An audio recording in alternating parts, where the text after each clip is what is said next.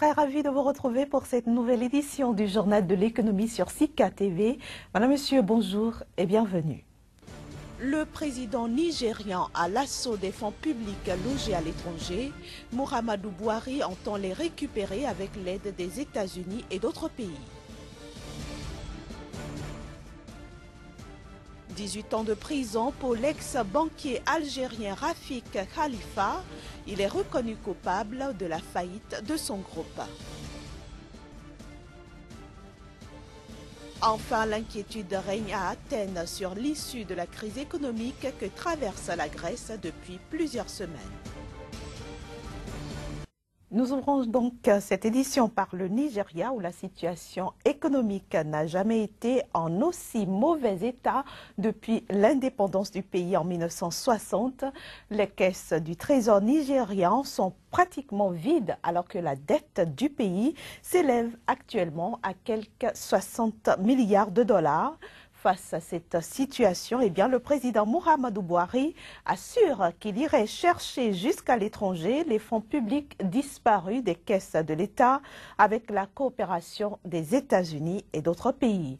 À ce titre, le pays fournira des chiffres à la communauté internationale afin de tenter de retrouver des fonds publics potentiellement stockés à l'étranger. Les autorités du pays entendent aussi ramener plus de transparence dans la gestion des biens publics au Nigeria et combattre par la même occasion plus fermement la corruption.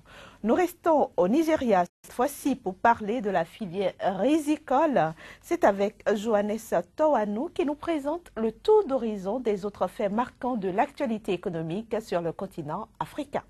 Au Nigeria, la filière rizicole pourrait connaître un nouvel essor dans les années à venir. Ceci grâce à la Banque centrale nigériane qui entend cesser de mettre des devises à disposition des négociants pour l'importation de cette céréale. La mesure vise à limiter la baisse des réserves de devises du pays qui sont passées d'environ 29,82 milliards de dollars à 29,01 milliards de dollars entre le mois de mai et juin 2015. Les dirigeants de la Banque centrale ont en outre souligné le niveau satisfaisant de la production nationale, boosté par des rendements en hausse par rapport à la normale. 500 millions de dollars, c'est le montant minimal de l'Eurobond dont la National Bank of Egypt entend arranger l'émission avec 5 banques internationales. Il s'agit de Citigroup, Deutsche Bank, HSBC, National Bank of Abu Dhabi et Standard Chartered Bank. Ces banques seront notamment chargées d'organiser des réunions avec des investisseurs spécialisés dans les titres à revenus fixes au Moyen-Orient et en Europe. Le FAGAS, entendez, Fonds africain de garantie et de coopération économique, a signé cette semaine un accord de siège avec le gouvernement camerounais. Ceci consacre l'ouverture officielle du bureau régional du FAGAS au Cameroun et traduit par la même occasion la volonté du fonds de renforcer ses interventions en Afrique centrale. Notons que le Fonds africain de garantie et de coopération économique, créé en 1977 au Rwanda, est une institution financière internationale spécialisée dans la promotion des investissements publics et privés. Il contribue au développement économique et social de ses 14 États membres que sont le Bénin, le Burkina Faso, le Cameroun, la Centrafrique, le Congo, la Côte d'Ivoire, la Guinée-Bissau, le Mali, la Mauritanie, le Niger, le Rwanda, le Sénégal, le Tchad et le Togo. 20 à 30 entreprises de la sous-région ouest-africaine intervenant dans le domaine de l'énergie solaire depuis 3 à 5 ans bénéficieront bientôt de l'appui technique de la CEDEAO. Ces entreprises seront choisies parmi la soixantaine de candidatures reçues de 12 pays de la zone CEDEAO dans le cadre d'un projet de facilité d'appui à l'entrepreneuriat dans les énergies renouvelables.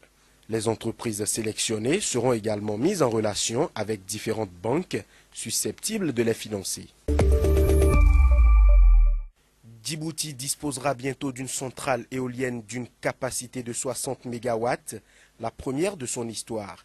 Cette infrastructure, dont les études de faisabilité ont été réalisées par l'électricité de Djibouti, est prévue pour être mise en place en 2 phases de 30 MW chacune par Shanghai et Direction maintenant l'Algérie où l'ex-banquier Rafik Khalifa a été condamné mardi à 18 ans de prison ferme pour la faillite de son groupe. Le tribunal a également ordonné la saisie de ses biens et condamné l'ancien banquier à une amende d'1 million de dinars, soit 10 000 €, notamment pour association de malfaiteurs. Plus de précisions dans ce reportage. Descente aux enfers pour l'ex-banquier Rafik Khalifa, qui était devenu un homme très courtisé à Alger, notamment par le pouvoir en place. Grâce à des taux d'intérêt alléchants, Rafik Khalifa avait réussi à drainer vers sa banque de très importants dépôts, venant notamment de sociétés publiques et d'œuvres sociales. Les dépôts ont été en partie transférés illicitement à l'étranger, notamment en France. Le procureur avait requis la perpétuité, dénonçant que le véritable objectif de la banque n'était pas l'investissement, mais plutôt le pillage de l'argent des déposants. Mais l'homme d'affaires sera condamné à 18 années de réclusion, la saisie de son patrimoine, mais aussi à payer une amende de 10 000 €. Une sentence jugée trop lourde par la défense de l'homme d'affaires. On estime que ce verdict est trop lourd. Il est surpris parce qu'il estime qu'il y a eu un travail de fond, de démontage de toutes les accusations qui lui étaient imputées et se retrouver devant le tribunal criminel avec une seule infraction qui est mise de côté sur 10, j'estime que c'est très délicat comme situation. Rafik Khalifa avait déjà été condamné en France en 2014 à 5 années de prison, cette fois pour avoir détourné des millions d'euros lors de la faillite de son groupe. L'homme d'affaires y avait acheté une somptueuse villa à Cannes pour la modique somme de 32 millions d'euros et des appartements de luxe à Paris. Hors du continent africain, l'optimisme des dirigeants de la zone euro sur les chances de sceller un accord avec la Grèce d'ici la fin de cette semaine a tenu la crainte d'un défaut de paiement du pays. Mais cela ne rassure pas les Grecs, toujours inquiets de l'issue de la crise. Quelques-uns se prononcent ici. À présent, il serait préférable de revenir à notre monnaie nationale. Car vu la façon dont les choses évoluent, je ne pense pas qu'il y aura de sauvetage. Nous devons absolument rester dans l'euro. C'est une plaisanterie de parler de la drachme. Seuls les inconscients en parlent. Mais malheureusement, la logique disparaît. Voilà où est le problème. Mon argent, le peu d'épargne que j'ai, est à la banque. Je n'ai rien retiré ni transféré à l'étranger. C'est notre devoir d'aider l'État grec.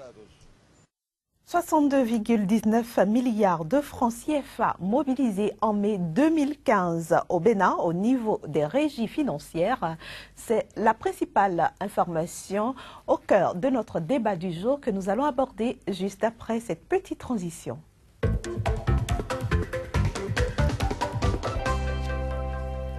Le débat du jour avec celui qu'on ne présente plus sur ce plateau, Casimir Pédio du quotidien L'Économiste apparaissant à Cotonou au Bénin. Casimir, bonjour. Bonjour Inès. Alors comment se présente la situation des régies financières au Bénin pour le compte du mois de mai? Il faut dire que pour le compte du mois de mai, comme vous l'annonciez, les 3 régies, à savoir la douane, les impôts et le trésor public ont pu mobiliser 62,19 milliards de francs CFA. Et comparativement au mois dernier, à savoir le mois d'avril, cela donne un recul d'environ 5, si les calculs sont bons, 5,89 milliards de francs CFA. Il faut dire que le mois d'avril a vu environ 69,19 milliards de francs CFA et donc comparativement les régies ont chuté considérablement. Il faut dire que la douane est le seul régie financier qui a mobilisé davantage de ressources pour ce mois-ci parce qu'il a quand même dépassé les prévisions par rapport au mois dernier, alors que le trésor a chuté. Les impôts ont été beaucoup plus sont restés dans la constante. Et donc, ça fait aujourd'hui que le pays est un peu en difficulté par rapport aux prévisions qu'il faut le dire pour le compte de l'année 2015 de 833, et quelques milliards de francs CFA pour les 3 régies.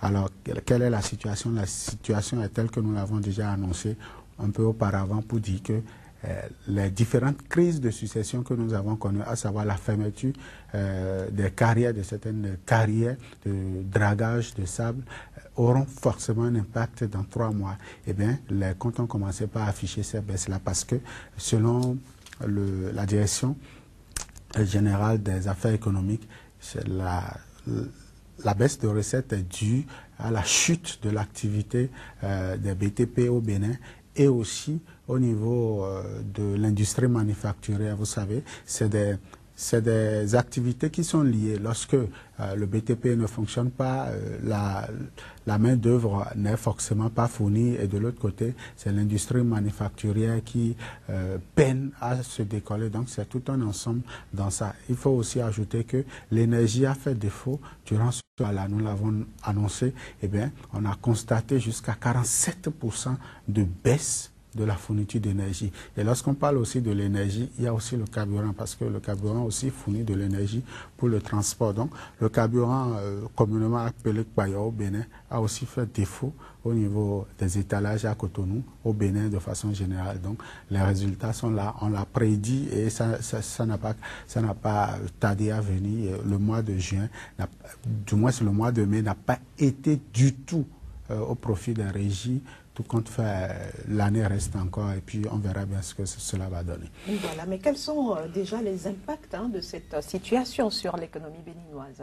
Il faut déjà dire que l'impact qu'on peut déjà noter, c'est que l'État, étant en difficulté de mobilisation de recettes, ne pourra pas faire face à ces différentes politiques de développement, de croissance économique. Donc forcément, ça va déteindre dessus. Il faut aussi dire que ce qu'on a noté, c'est qu'au niveau de l'activité commerciale, il y a une chute considérable. Nous l'avons aussi annoncé sur ce plateau. Le premier trimestre de 2015 n'a pas été du tout en faveur du commerce entre les pays voisins, notamment le Nigeria. Et aujourd'hui, on est en train aussi d'annoncer dans le secteur de l'élevage une certaine situation pas très confortable parce que l'élevage qui utilise les produits agricoles, les animaux, leur pâturage forcément sont alimentés par les produits agricoles. Donc aujourd'hui, il y a une chute aussi de ce côté-là. Donc le mois de juin, qui est en train de terminer, donnera aussi ses résultats. Et puis, mais que faire très rapidement, Kazmi Pedion? Bon, ben, la situation est déjà là et il n'y a plus rien à faire parce que nous allons subir ça au moins sur 3 mois. Et puis, il va falloir maintenant que les autorités puissent anticiper. Anticiper, c'est quoi? C'est déjà de maîtriser l'eau pour permettre aux agriculteurs d'aller davantage au champ. Il faut les encourager. Il faut, nous l'avons dit ici, renvoyer les cadres de l'agriculture vers les champs et non les faire venir à Cotonou pour servir la politique. Il va falloir que les agronomes retournent au niveau des paysans pour pouvoir les encadrer, pour pouvoir leur donner les techniques culturelles. Pour que les rendements soient meilleurs. Donc aujourd'hui, le Bénin souffre de ça. Il y a plus de cadres qui sont à Cotonou en train d'errer alors qu'on a besoin d'eux dans les champs. Donc il va falloir repenser la politique agraire. D'ailleurs, lors de la passation de services au ministère de l'Agriculture, le ministre l'a relevé. La révolution agraire que le gouvernement a annoncée n'est même pas au tiers de sa performance. Donc forcément, il faut repenser ces politiques-là. Merci beaucoup, Kazmi Pedion. Nous espérons que toutes ces remarques ont été bien entendues et que d'ici à là, la situation va s'améliorer au Bénin. En tout cas, c'est ce que nous espérons. On se donne rendez-vous demain pour un autre